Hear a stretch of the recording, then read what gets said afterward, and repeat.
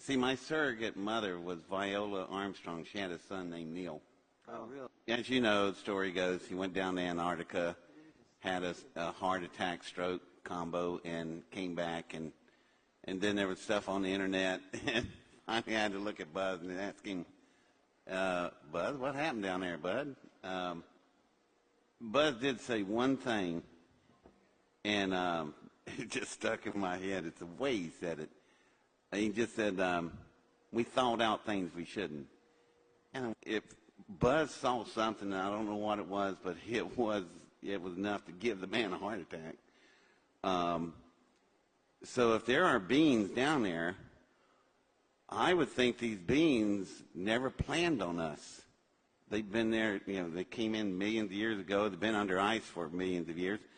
I don't think they were expecting us. Let me ask the thing about Buzz Aldrin, that there was this very cryptic tweet that came out during his stay down there. He said, "We have seen the faces of evil, and we're all in danger." Right. And this is right before he had his heart attack.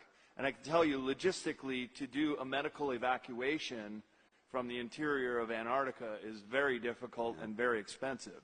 So something must have majorly gone wrong.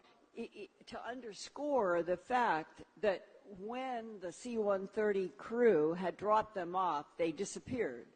And then when they went to try to find them, there was nothing at the National Science Foundation camp at all. Nothing. They were moving. gone. They a were dozen totally scientists. gone. And when they did show up, they had been missing for a couple of weeks. And Brian S. and the C-130 flight crew were then sent back. And they were expecting that they would see this group of scientists out to meet their plane, doing this, yelling something. And he said they were lined up like birds on a wire. They were all kind of next to each other, and most of them had their heads down looking at their feet when the C-130 was pulling up. And that somebody had to go from the flight crew over to the scientists and direct them to get onto the plane. And they talked about how not one single scientist said one word. Most of them walked with their looking down at the ground. Brian said when they got them loaded up, he said to his flight chief, "What in the world? Where have they been?" And the flight chief said, "I don't know. We can't get a word out of them." And during the flight, Brian went and sat down next to one of the scientists, and he said he leaned over and touched the scientist's knee, and the man never looked up.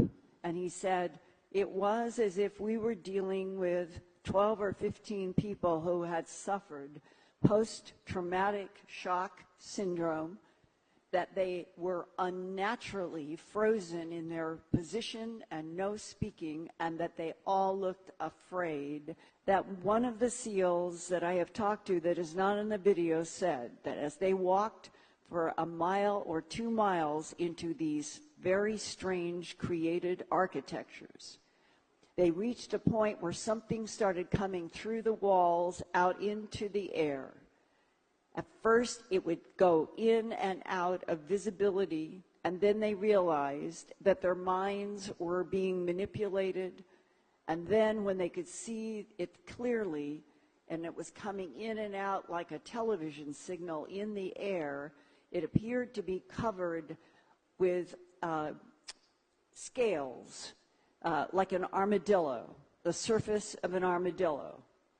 And he said, when you are face to face with something like that, and you are trained in military to kill, but you're dealing with something you've never seen, and it can go in and out of visibility, and you know that your mind is being taken over by something that you are fighting.